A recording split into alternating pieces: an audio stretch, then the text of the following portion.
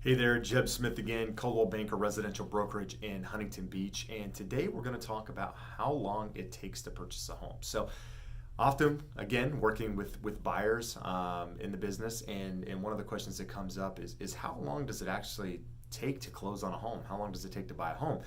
And that changes in every market. The easiest question is it takes 30 days, right? I mean, most escrows, once you get into escrow, I would say the average is around 30 days, but that number can change anywhere from 10 days up to 60, 90 days, depending on what you're trying to accomplish within the process. So, once you get into escrow, I would say, the average is about 30 days.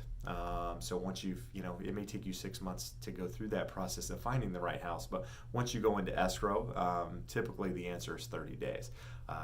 Depending on if it's a seller or a buyer's market, may dictate how long of an escrow that you actually ask for with regards to buying a house. In markets where buyers are in control or it's an even market, I would say that, it's kind of on the buyer side to pick the escrow. So somewhere between a 30 and 45 days escrow is pretty normal.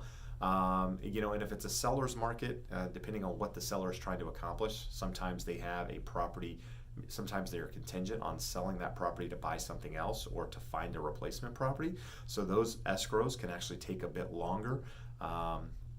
Depending on how far they are into the process of actually looking for their replacement home. So sometimes those can take 60, 90, 120 days, depending on what is actually being done there. So, it's not just a clear-cut answer, but I would say, most of the escrows I do are somewhere around 30 to 45 days, with more leaning towards 30 days. So, in order to buy a house, once you find that property, put in your offer, you're looking at somewhere around 30 days from the time that you go under contract to the time that you close on that property, so 1 month.